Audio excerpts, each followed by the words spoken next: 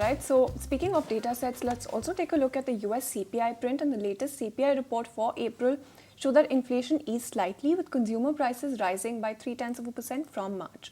Inflation also fell slightly to 3.4% on a year-on-year basis, in line with what was being penciled in, and it compared with March's rate of 3.5% and ended a 4-month streak in which inflation outstripped expectations as well. Core inflation, excluding food and energy, was at 3.6%, the lowest since April 2021. In more macro news, US retail sales were also flat on the month, compared with the estimate for a 0.4% increase as well. But let's also delve a little deeper into this, and we also caught up with market expert Manish Singh. Let's listen into what he had to say about the print as well. So if you look at the breakdown of this inflation number, almost 70% of the inflation you have seen in this data comes from housing and car insurance. Now, housing or the owner equivalent rent, OER, several measures have indicated that that's a lagging indicator. If you look at the real-time data of where the rents are in the US and US market, they're not as high as what the CPI number indicates. And this is something Chairman Powell has pointed out. This is borne by data in real time from other sources.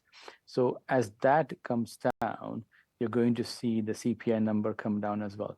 But let's not think only in terms of when it goes to 2%, because if we wait for that long, we might end up having a recession. And this is something that Chairman Powell has been very insistent.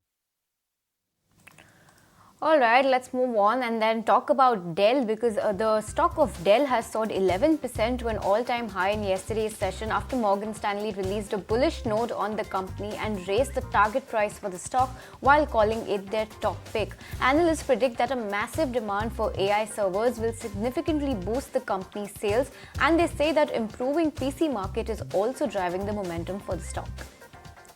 Meanwhile, Japan's economy contracted in the first quarter of the year, with GDP shrinking at an annualized pace of 2%, a steeper decline than the expected 1.2%. This downturn reflects reduced spending by consumers and businesses, highlighting the fragile state of the recovery. Now, private consumption and capital spending declined, while when you look at net exports, they also contributed to the economic slowdown. The preceding quarter of 2023 also showed flat results upon revision. All right, let's focus and talk about Netflix, because Netflix's ad-supported tier has surged to 40 million monthly users globally, nearly doubling from earlier this year.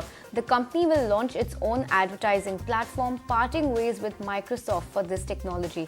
Plans include testing in Canada later this year and a US launch by mid-2025 with a global rollout by 2025. This growth reflects Netflix's strategy to diversify revenue amid stiff competition. And the US is gearing up for one of the largest elections in the world, and President Joe Biden and former President Donald Trump have agreed to participate in 2 debates scheduled for June 27th and September 10th. These debates will mark key moments in the race for the White House. Biden affirmed his readiness for the debates, echoing Trump's challenge of anywhere, anytime, anyplace. Well, let's shift focus, and in a shocking development, Slovak Prime Minister Robert Fico was shot 5 times in an assassination attempt by a 71-year-old man whose motive remains unclear. The suspect was immediately detained while Fico underwent surgery and is now reported to be in a stable condition. This rare act of political violence has unsettled the country, known for its stability within NATO and the EU. Alright, then let's... If you like this video, then like, share and subscribe to ET Now.